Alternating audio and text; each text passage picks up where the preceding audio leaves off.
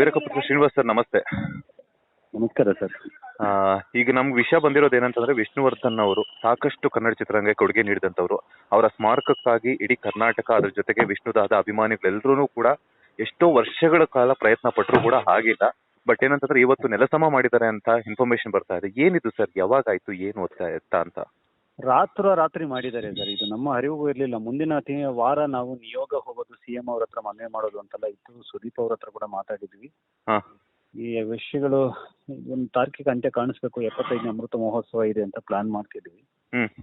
So ಅಷ್ಟರೊಳಗಡೆ ಇದು ರಾತ್ರಿ ನೆಲಸಮ ಮಾಡಿ ಪೊಲೀಸ್ ಬಂದೋಬಸ್ತು ಹಾಕಿದಾರೆ ಅಲ್ಲಿ.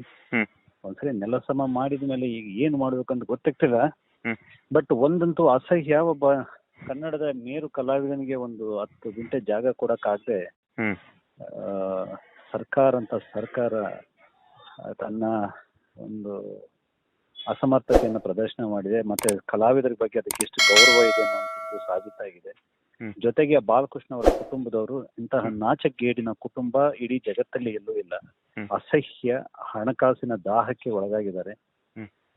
ಮತ್ತೆ ಕೋರ್ಟ್ ಕೂಡ ನಮ್ಮ ಪರವಾಗಿ ನಿಲ್ಲಿಲ್ಲ. ನಮ್ಮ ಅಭಿಮಾನಿಗಳನ್ನ ನಾವು ಕೋರ್ಟ್ಗೆ ಹೋದಾಗ ಇದಕ್ಕೆ ನೀವ್ ಯಾಕೆ ಬಂದಿದ್ರಿ, ನಿಮ್ಗೂ ಇದಕ್ಕೆ ಏನ್ ಸಂಬಂಧ, ಬಂದ್ರೆ ಕುಟುಂಬದವ್ರು ಬರ್ಲಿ ಅಥವಾ ಸರ್ಕಾರ ಬರ್ಲಿ, you don't have any rights ಅಂತ ಹೇಳಿದ್ರು ಕೋರ್ಟ್. ಅದು ದಾಖಲೆಯಲ್ಲೂ ಕೂಡ ಆಗಿದೆ. ಸೊ ಹೀಗೆ ನಾವು ಅಸಹಾಯಕರಾಗ್ಬಿಟ್ವಿ ಸರ್.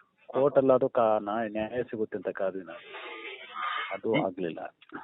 ಈ ವಿಚಾರ ನಿಮ್ಗೆ ಎಷ್ಟೊತ್ತಿಗೆ ಗೊತ್ತಾಯ್ತು? ಅಂಡ್ ಅಲ್ಲಿ ಎಷ್ಟು ಜನ ಅಭಿಮಾನಿಗಳು? ಸರ್ ನನಗೆ ಈಗ 1 ಗಂಟೆಗೆ ಗೊತ್ತಾಗಿದ್ದು ಸರ್. ಅಲ್ಲಿವರೆಗೂ ಗೊತ್ತಿಲ್ಲ, ನಮಗೆ ಏನೂ ಗೊತ್ತಿಲ್ಲ. ಯಾರು ಆ ದಾರಿಯಲ್ಲಿ ಪಾಸ್ ಆಗ್ಬೇಕಾದ್ರೆ ಗೊತ್ತಾಗಿದ್ದು. ಆಮೇಲೆ ವಿಚಾರಿಸಿದಾಗ ಗೊತ್ತಾಯ್ತು ರಾತ್ರಿನೇ ಮಾಡಿದ್ದಾರೆ ಈ ಕೆಲಸ ಅಂತ. ರಾತ್ರಿ ನೆಲಸಮ ಮಾಡಿದ್ದಾರೆ. ಓಕೆ ಸರ್, ಈಗ ಅದು ಸಡನ್ ಆಗಿ ಗೊತ್ತಾಗಿದೆ. ಅವರ 75ನೇ ವರ್ಷದ ಒಂದು ಕಾರ್ಯಕ್ರಮಕ್ಕೂ ಕೂಡ ಎಷ್ಟೋ ಜನ ನೀವೆಲ್ಲ ಪ್ಲಾನ್ ಮಾಡ್ಕೊಂಡು ತಯಾರಿ ನಡೆಸ್ಕೊಂತಾ ಇದ್ರಿ. ಸೊ ಇಂಥ ಒಂದು ಟೈಮಲ್ಲಿ ಅಂತ ಮೇರು ನಟನ ಒಂದು ಸ್ಮಾರಕಕ್ಕೆ ನಿರ್ಮಾಣ ಮಾಡಿದಂತಹ ಜಾಗವನ್ನ ಮೀಸಲಿರಿಸಿರುವಂತದ್ದನ್ನ ನೆಲಸಮ ಮಾಡಿರುವಂತದ್ದು ನಿಜಕ್ಕೂ ನೀವು ಹೇಳ್ದಾಗೆ ನಾಚಿಕೆಗೇಡ್ತನ. ಅದು ಅವ್ರ ಕುಟುಂಬದವ್ರ ಹತ್ರ ಏನಾದ್ರು ಮಾತಾಡಿದ್ರ, ಅಥವಾ ಈ ವಿಚಾರ ನಿಮ್ಗೆ ಗೊತ್ತಾಗಿದ ತಕ್ಷಣ CM ಸಿದ್ದರಾಮಯ್ಯ ಅವರನ್ನ ಕಾಂಟ್ಯಾಕ್ಟ್ ಮಾಡುವಂತಹ ಪ್ರಯತ್ನ ಪಟ್ರ ಅಂತ? ಇಲ್ಲ, CM ಅವರು ಇವತ್ತು ಎಲ್ಲ ಪ್ಲಾನ್ ಮಾಡಿದ್ದಾರೆ ಅನ್ಸುತ್ತೆ. ಯಾಕಂದ್ರೆ ಇದು ಮೀಡಿಯಾದಲ್ಲೂ ಕೂಡ ಸುದ್ದಿ ಆಗ್ಬಾರ್ದು ಅಂದ್ಕೊಂಡಿದ್ರು. ಇವತ್ತು ರಾಹುಲ್ ಗಾಂಧಿ ಬಂದಿದ್ದಾರೆ, ನಾಳಿದ್ದು ಮೋದಿ ಅವರು ಬರ್ತಿದ್ದಾರೆ. ಸೊ ಮಧ್ಯದಲ್ಲಿ ರಜೆಗಳಿದಾವೆ. ಸೊ ಇದೆಲ್ಲ ಯಾವ್ದು ಸಿಗಬಾರ್ದು, ಏನು ಆಗ್ಬಾರ್ದು ಅಂತ ಮಾಡಿದ್ದಾರೆ. ಒಂದ್ ವೇಳೆ ಈಗ ಸಿದ್ದರಾಮಯ್ಯ ಅವರ ಹತ್ರ ಮಾತನಾಡಿದ್ರು ಕೂಡ ನೆಲಸಮ ಮಾಡಿದ್ರೆ ಮತ್ತೆ ಒಂದು ವಿಗ್ರಹ ಆದ್ರೆ ಮರುಪ್ರತಿಷ್ಠಾಪನೆ ಮಾಡ್ಬೋದು. ಈಗ ಸಮಾಜ ಆಸ್ತಿ, ಅದನ್ನ ತಗೊಂಡೋಗಿ ಏನ್ ಮಾಡಿದಾರೋ ಗೊತ್ತಿಲ್ಲ. ಮತ್ತೆ ಅದನ್ನ ಹೇಗೆ ಮರು ನಿರ್ಮಾಣ ಮಾಡೋದು ಸರ್ ಈಗ?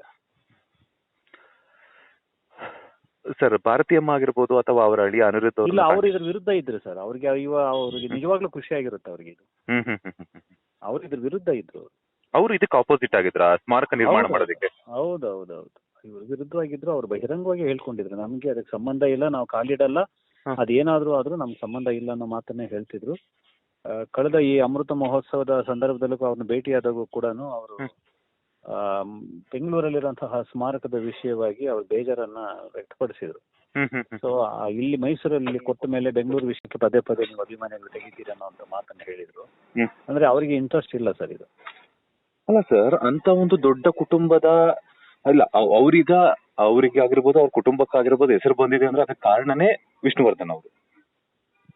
ಅದು ನಿಮ್ಗೆ ಗೊತ್ತಾಗ್ತಿದೆ ಸರ್, ನಾಡಿನ ಅಭಿಮಾನಿಗಳು ಗೊತ್ತಿದೆ.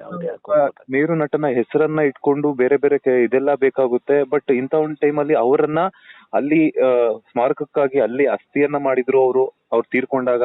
ಅಂತ ಒಂದು ಜಾಗವನ್ನ ಇವಾಗ ನೆಲಸಮ ಮಾಡಿದ್ದಾರೆ ಅಂದ ತಕ್ಷಣ ನಮಗೂ ಅದಕ್ಕೂ ಸಂಬಂಧ ಇಲ್ಲ ಅಂತ ಅದ್ ಹೆಂಗ್ ಹೇಳ್ತಾರೆ?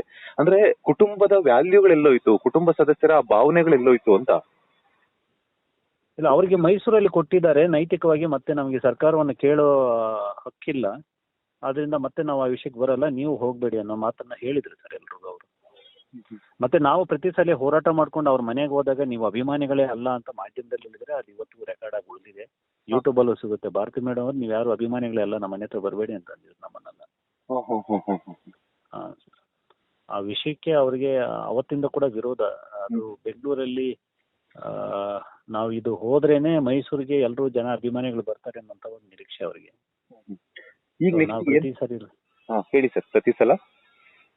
ಪ್ರತಿ ಸಲ ನಾವು ಇಲ್ಲಿ ಲಕ್ಷಾಂತರ ಜನ ಸೇರ್ತಾ ಇದೀವಿ ಇಲ್ಲಿ ಬೆಂಗಳೂರಲ್ಲಿ. ಮೈಸೂರಲ್ಲಿ ಸ್ಮಾರಕ ಇದ್ರು ಬೆಂಗಳೂರಲ್ಲಿ ಸೇರ್ತಾರಲ್ಲ ಅನ್ನೋಂತಹ ಬೇಜಾರಿತ್ತೇನೋ ಅವ್ರಿಗೆ ಪಾಪ. ಸೊ ಈಗ ಅವ್ರಿಗೂ ಖುಷಿ ಆಗಿರ್ಬಹುದು.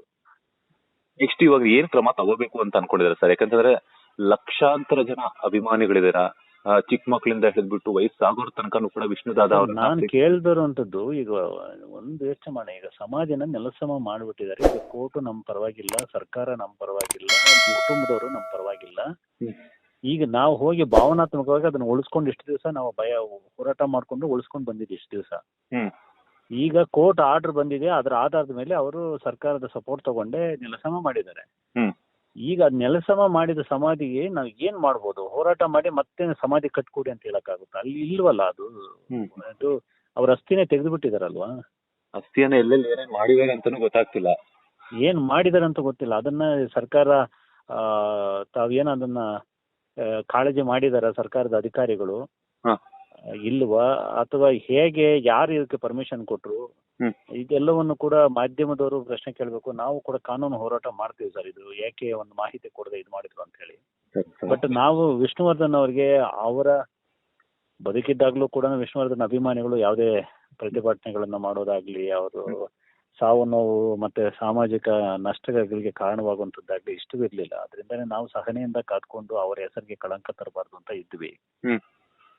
ಸೊ ಈಗಲೂ ಅದೇ ಒಂದು ಸಂಸ್ಕಾರವನ್ನ ಮುಂದುವರಿಸ್ತೀವಿ ಸರ್. ನ್ಯಾಯಾಲಯದಲ್ಲೇ ಹೋರಾಟ ಮಾಡ್ತೀವಿ. ಇದು ಏನ್ ಮಾಡಿದ್ರು, ಯಾಕೆ ಮಾಡಿದ್ರು, ತಪ್ಪಿತಸ್ಥರಿಗೆ ಶಿಕ್ಷೆ ಆಗೋ ತರ ಹೋರಾಟ ಮಾಡ್ತೀವಿ ಸರ್.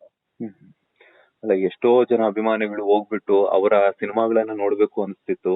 ಬಟ್ ಅವ್ರು ನಮ್ ಜೊತೆ ದೈಹಿಕವಾಗಿ ಇಲ್ಲ ಅಂದ್ರೂ ಮಾನಸಿಕವಾಗಿ ಹೋದ್ರೆ ಅಲ್ಲೇನೋ ಒಂಥರ ಲೈಕ್ ಏನಂದ್ರೆ ಸ್ಪಿರಿಚುವಲ್ ಇದು ಮೋಟಿವೇಶನ್, ಲೈಕ್ ದೈವಿಕ ಭಾವನೆ ಸಿಗುತ್ತೆ ಅನ್ನೋ ಪಾಸಿಟಿವ್ ವೈಬ್ಸ್ ಆಗಿರ್ಬೋದು, ದೈವಿಕ ಭಾವನೆಗಳು ಸಿಗುತ್ತೆ. ಅವ್ರು ನಮ್ ಜೊತೆ ಇದ್ದಾರೆ, ಅಲ್ಲಿ ಹೋಗಿದ ತಕ್ಷಣ ಅವ್ರು ನಮ್ ಜೊತೆನೆ ಕೂತ್ ಮಾತಾಡ್ತಿದ್ದಾರೆ ಅನ್ನೋಂತ ಫೀಲಿಂಗ್ ಬರ್ತಿತ್ತು. ಈಗ ಅವ್ರ ಅಸ್ಥಿಯನ್ನು ತೆಗೆದಿದ್ದಾರೆ. ಅಲ್ಲಿ ಮತ್ತೆ ಮುಂದಿನ ದಿನಗಳಲ್ಲಿ ಅಲ್ಲಿ ಹೋಗಕ್ ಆಗ್ತಿರ್ಲಿಲ್ಲ.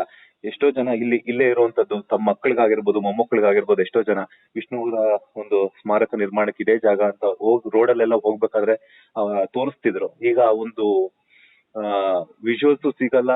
ಈಗ ಅವರ ಒಂದು ಮಾತುಗಳು ಕೂಡ ಹೇಳೋದಿಕ್ ಆಗಲ್ಲ. ಕುರುಹುಗಳನ್ನ ಇಲ್ಲದೆ ಮಾಡ್ಬಿಟ್ರು ಸರ್. ಬೆಂಗಳೂರೀಗ ನೋಡಿ, ಉತ್ತರ ಕರ್ನಾಟಕ ಅಂದ್ರೆ ಬೆಂಗಳೂರಲ್ಲ. ಸೊ ಕರ್ನಾಟಕದ ವ್ಯಾಪ್ತಿ ದೊಡ್ಡದಿದೆ. ಅವರೆಲ್ಲರೂ ರಾಜಧಾನಿಗೆ ಬಂದ ಮೇಲೆ ಅಲ್ಲಿ ಎಲ್ಲವೂ ಸಿಗಬೇಕು, ಅದಕ್ಕೆ ಅದು ರಾಜಧಾನಿ, ರಾಜನ್ ತರ ಇದ್ದೆ ಅಂತ ಅಲ್ಲೆಲ್ಲವೂ ಸಿಗಬೇಕು ಅಂತ. ಈಗ ವಿಷ್ಣುವರ್ಧನ್ ಅವರ ಅಭಿಮಾನಿಗಳು ರಾಜ್ಯದ ಮೂಲೆ ಮೂಲೆಯಿಂದ ರಾಜಧಾನಿಗೆ ಬಂದಾಗ ಅವ್ರಿಗೆ ವಿಷ್ಣುವರ್ಧನ್ ಅವರ ಒಂದು ಇರೋ ಸ್ಥಳ ಸಿಗದೆ ಹೋದ್ರೆ, ಮತ್ತೆ ಇಲ್ಲಿಂದ ನೀವು ಇನ್ನೊಂದು ಜಿಲ್ಲೆ ಮೈಸೂರಿಗೆ ಹೋಗ್ಬೇಕು ಅಂತ ಹೇಳಿದ್ರೆ ನಾವು ಅವ್ರಿಗೆ ಮಾಡಿದ ಅನ್ಯಾಯ ಅಲ್ವ ಸರ್ ಅಷ್ಟು ಜನಕ್ಕೆ.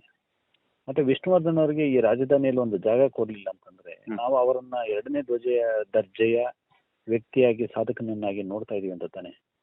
ಮತ್ತೆ ಒಂದು ಸರ್ಕಾರ ತಾಯಿ ಸ್ಥಾನದಲ್ಲಿ ನಿಂತ ಮೇಲೆ ಎಲ್ಲಾ ಮಕ್ಕಳು ಅದಕ್ಕೆ ಒಂದೇ ತರ ಇರ್ಬೇಕಲ್ವಾ? ಸೊ ಒಂದು ಜಾಗ ಇದೇ ಕೊಟ್ಟು ಮತ್ತೆ ಅದೇ ಜಾಗವನ್ನ ಅದೇ ನೆಲಸಮ ಮಾಡುತ್ತಂತಂದ್ರೆ ಇದಕ್ಕೆ ಏನೋ ಸಂಸ್ಕಾರ ಇದೆಯಾ ಸರ್ಕಾರಕ್ಕೆ ಅಂತ. ಸರ್, ಈಗ ಅಮೃತ ಮಹೋತ್ಸವ ಮಾಡ್ಬೇಕು ಅಂತ ಪ್ಲಾನ್ ಮಾಡ್ಕೊಂಡಿದ್ರಿ. ಈಗ ಈ ಒಂದು ಇಂತ ಒಂದು ಸಿಚುವೇಶನ್ ಅಲ್ಲಿ ಇದು ಕೂಡ ಆಗಿರುವಂತದ್ದು, ನೆಲಸಮ ಆಗಿರುವಂತದ್ದು. ಸೊ ನೆಕ್ಸ್ಟ್ ಅಮೃತ ಮಹೋತ್ಸವಕ್ಕೆ ಎಷ್ಟು ಎಫೆಕ್ಟ್ ಆಗುತ್ತೆ ಸರ್ ಇದು? ಸರ್, ಅಮೃತ ಮಹೋತ್ಸವ 100% ನಡೆಯುತ್ತೆ. ಮತ್ತೆ ಇದಕ್ಕೆ ಪರ್ಯಾಯವಾಗಿ ನಾವು ಈಗಾಗಲೇ ಯೋಚನೆಗಳನ್ನು ಶುರು ಮಾಡಿದೀವಿ. ಇದಕ್ಕೆ ಪರ್ಯಾಯವಾಗಿ ಇದರ 100 ಪಟ್ಟು ವಿಷ್ಣುವರ್ಧನ್ ಅನ್ನು ಗೌರವಿಸುವಂತ ಕೆಲಸ ನಾವೆಲ್ಲ ಸೇರಿ ಮಾಡ್ತೀವಿ ಸರ್. ನಾವೀಗ ಸರ್ಕಾರ, ಕುಟುಂಬ ಇವನ್ನೆಲ್ಲ ನಂಬಿಕೆ ಕಿಟ್ಟು ಹಾಳಾಗೋಯ್ತು. ಈಗ ಇಡೀ ದೇಶ ನೋಡುವಂಥದ್ದು ವಿಷ್ಣುವರ್ಧನ್ ಅವರ ಹೆಸರಲ್ಲಿ ನಾವು ಮಾಡಿ ಪ್ರೂವ್ ಮಾಡ್ತೀವಿ ಸರ್. ನಾವು ಪ್ರತಿಭಟನೆ ನನಗೆ ಇಷ್ಟ ಇಲ್ಲ. ಒಬ್ಬ ವ್ಯಕ್ತಿ ತೀರು ಹೋದ್ಮೇಲೆ ಅವರಿಗೆ ಸರ್ಕಾರನ ಅದನ್ನ ಕೊಡಿ ಇದು ಕೊಡಿ ಅಂತ ಕೇಳೋ ಬದಲು ನಾನು ಏನ್ ಮಾಡ್ಬೋದು ಅನ್ನೋದನ್ನೇ ನಂದು ಯಾವತ್ತು ಆದ್ಯತೆ. ನೀವು ಕೊಡಕ್ಕಾಗಲ್ಲ ಅಂತ ಹೇಳಿದ್ರಿ, ಬಟ್ ಈಗ ನಾವೇನ್ ಕೊಡ್ಬೋದು ಅವ್ರಿಗೆ ನೋಡ್ತೀವಿ ಸರ್. ಈಗ ಮುಂದಿನ ದಿನಗಳಲ್ಲಿ ಅವರ ಒಂದು ಸ್ಮಾರಕಕ್ಕೆ ನೀಡಿರೋ ಜಾಗದಲ್ಲಿ ಇವಾಗ ಅವರ ಅಸ್ಥಿಗಳನ್ನೆಲ್ಲ ತೆಗೆದುಬಿಟ್ಟಿದ್ದಾರೆ. ಆ ಕುರುಹುಗಳಿಲ್ಲ, ನೀವೇ ಹೇಳ್ದಾಗ್ಲೆ. ಸೊ ಅವರ ಪುತ್ಥಳಿಯನ್ನ ನಿರ್ಮಾಣ ಮಾಡಿ ಇನ್ ಕೇಸ್ ಅವರ ಕುರುಹುಗಳೇನಾದ್ರೂ ಸಿಕ್ಕಿದ್ರೆ ಅಲ್ಲೇನೆ ಆ ಒಂದು ಜಾಗದ ಎಲ್ಲ ಅದು ಒಂದು ಮಾಹಿತಿ. ಅದು ಅವರ ಚಿತೆಗೆ ಬೆಂಕಿ ಇಟ್ಟಿರೋದು, ಅದು ಮಣ್ಣು ಮಾಡಿರೋದಲ್ಲ. ಬೆಂಕಿ ಇಟ್ಟಿರೋ ಕಾರಣಕ್ಕೆ ಅಲ್ಲಿ ಅವರ ಬೂದಿ ಅಂತ ಕರೀತಾರೆ, ಅದನ್ನ ಒಂದು ಚೆಂಬಲ್ಲಿ ಹಾಕಿ ಅದ್ರ ಮೇಲೆ ಸಮಾಧಿ ಕಟ್ಟಿದ್ದು. ಸೊ ಈಗ ಆ ಚೆಂಬನ್ನ ಎತ್ತಿರ್ತಾರೆ ಅಷ್ಟೇ, ಆ ಬೂದಿನ ಎತ್ತಿರ್ತಾರೆ. ಅಲ್ಲಿ ಮಾತ್ರ ವಿಷ್ಣುವರ್ಧನ್ ಅವರು ಇದ್ದಾರೆ ಅಂತ ನಾವು ಅಂದ್ಕೊಂಡಿದ್ದು. ಎಲ್ಲಿಟ್ಟಿದ್ದಾರೆ ಅದು ನಿಮ್ಮ ಹತ್ರ ಇಸ್ಕೊಂಡು ಎಲ್ಲಾದ್ರೂ ಒಂದ್ ಕಡೆ ದೇವಸ್ಥಾನ ನಿರ್ಮಾಣ ಮಾಡೋ ಏನಾದ್ರು ಪ್ಲಾನ್ ಮಾಡ್ತೀರಾ? ಹೆಂಗೆ ಅದು ಎಲ್ಲಿದೆ ಅಂತ ಹೇಳ್ಬಿಟ್ಟು ನಾವು ಅದನ್ನ ಪಡೆಯುವಂತಹ ಒಂದು ಪ್ರಯತ್ನ ಮಾಡ್ತೀವಿ. ಬಟ್ ಇಷ್ಟೊಂದು ನೋವು ಕೊಟ್ಟಂತ ಜಾಗದಲ್ಲಿ ಹೋಗ್ಲಿ ಬಿಡಿ ಸರ್. ಅವರು ಅವ್ರ ಕುಟುಂಬದವ್ರು ಅದೇನಾಗಿದೆ ಗೊತ್ತಿಲ್ಲ. ಬಾಲಣ್ಣನ ಕುಟುಂಬ ಅಂತಾನು ಬಹಳ ಅನುಭವಿಸ್ತಾರೆ ಇವರು. ನಿಜಕ್ಕೂ ಏನ್ ಹೇಳ್ಬೇಕು ಅಂತ ನನ್ಗೆ ಅರ್ಥ ಆಗ್ತಿಲ್ಲ. ಯಾಕಂತಂದ್ರೆ ನನಗೂ ಅರ್ಥ ಆಗ್ತಿಲ್ಲ ಸರ್. ನಾನು ಅಸಹಾಯಕನಾಗಿದ್ದೀನಿ, ಮತ್ತೊಮ್ಮೆ ಮಾತಾಡ್ತೀನಿ. ಹೌದು, ಖಂಡಿತವಾಗ್ಲು. ಯಾಕಂದ್ರೆ ಸಾಕಷ್ಟು ಸಲ ಹೋರಾಟವನ್ನ ಮಾಡ್ತೀರಾ, ಸಾಕಷ್ಟು ಜನರು ನಿಮ್ ಜೊತೆ ಕೈಗೂಡಿಸ್ತಾರೆ, ಅಭಿಮಾನಿಗಳೆಲ್ಲರೂ ಕೂಡ ನಿಮ್ ಜೊತೆ ಸಾಲಾಗಿ ಬರ್ತಾರೆ. ವಿಷ್ಣುದಾದ ಅವರ ಒಂದು ನೂರಾರು ಜನ ಸೇರಿದ್ದಾರೆ ಸರ್ ಪ್ರತಿ ಪ್ರತಿಭಟನೆಗೂ. ಹ್ಮ್. ಈಗ ನೀವು ಅದೇ ಜಾಗದಲ್ಲಿ ಇದ್ದೀರಾ ಸರ್ ಅಥವಾ ಬೇರೆ? ಇಲ್ಲ, ನಾನು ಹೊರಗಡೆ ಇದೆ ಸರ್. ನನಗೆ ಈಗ ಗೊತ್ತಾಯ್ತು, ಫೋನಲ್ಲಿ ಅಷ್ಟೇ ನನಗೆ ಮಾಹಿತಿ ಬರ್ತಿದೆ. ಹುಡುಗರೆಲ್ಲ ಹೋಗಿದ್ದಾರೆ ಅಲ್ಲಿ, ಬಟ್ ಯಾರು ಹೋಗಿ ಏನ್ ಮಾಡ್ತಾರೆ ಸರ್? ಅದೇನೆ, ಅದನ್ನ ತೆಗೆದ ಮೇಲೆ ಮತ್ತೆ ನಾವು ಅಲ್ಲಿ ಹೋಗ್ಬಿಟ್ಟು ಏನ್ ಮಾಡೋಕ್ಕಾಗುತ್ತೆ? ಏನು ಮಾಡ್ಲಿಕ್ಕಾಗಲ್ಲ. ಈಗ ಏನೋ ಒಂದು ದೇವಸ್ಥಾನ ಹೊಡೆದಾಕಿದ್ರಂದ್ರೆ ಅಟ್ಲೀಸ್ಟ್ ವಿಗ್ರಹ ಎತ್ಕೊಂಡು ಪ್ರತಿಷ್ಠಾಪನೆ ಮಾಡ್ಬೋದಿತ್ತು. ಅದು ಅಸ್ಥಿ, ಅದು ಆ ಅಸ್ಥಿನ ಮತ್ತೆ ಅದೇ ಜಾಗದಲ್ಲಿ ಇಟ್ಟು ನಾವು ಮಾಡ್ತೀವಿ ಅಂದ್ರೆ, ಯಾಕಂದ್ರೆ ಅಲ್ಲಿ ಗೌರವ ಇರೋ ಕಡೆಗೆ ಮಾಡ್ಬೇಕಿತ್ತು. ಇವ್ರು ಇಷ್ಟೊಂದು ನೆಲಸಮ ಮಾಡೋ ಮಟ್ಟಕ್ಕೆ ಹೋಗ್ತಾರೆ ಅಂತ ನಾನು ಅನ್ಕೊಂಡೇ ಇರ್ಲಿಲ್ಲ. ನಿಜಕ್ಕೂ ಇದು ವಿಷ್ಣುದಾದ ಅಭಿಮಾನಿಗಳೆಲ್ಲರೂ ಕೂಡ ಖಂಡಿಸುವಂತಹ ವಿಚಾರನೆ. ಸೊ ಆ ಒಂದು ಏನ್ ಅಸ್ಥಿ ಇದೆ ಅದನ್ನ ಆದಷ್ಟು ಪಡ್ಕೊಂಡು ಎಲ್ಲಾದ್ರೂ ಒಂದು ವಿಷ್ಣುದಾದ ಅವರ ಒಂದು ಪುತ್ಥಳಿ ನಿರ್ಮಾಣವನ್ನ ಮಾಡುವಂತ ಕೆಲಸ ಮುಂದಿನ ದಿನಗಳಲ್ಲಿ ಮಾಡಿ ಸರ್. ನಿಮ್ಗೆ ಆ ಅವಕಾಶ ಸಿಗಲಿ. Thank you. ಲೇಟೆಸ್ಟ್ ಹಾಗೂ ಇಂಟ್ರೆಸ್ಟಿಂಗ್ ಸುದ್ದಿಗಳಿಗಾಗಿ ಬಾಸ್ ಟಿವಿ ಕನ್ನಡ ಚಾನೆಲ್ನ ಸಬ್ಸ್ಕ್ರೈಬ್ ಮಾಡಿ. ಹಾಗೆಯೇ ಬೆಲ್ ಐಕಾನ್ ಪ್ರೆಸ್ ಮಾಡಿ. ಇದರ ಜೊತೆಗೆ ಫೇಸ್ಬುಕ್, ಇನ್ಸ್ಟಾಗ್ರಾಮ್, ಎಕ್ಸ್ ನಲ್ಲೂ ಮಿಸ್ ಮಾಡದೆ ಫಾಲೋ ಮಾಡಿ.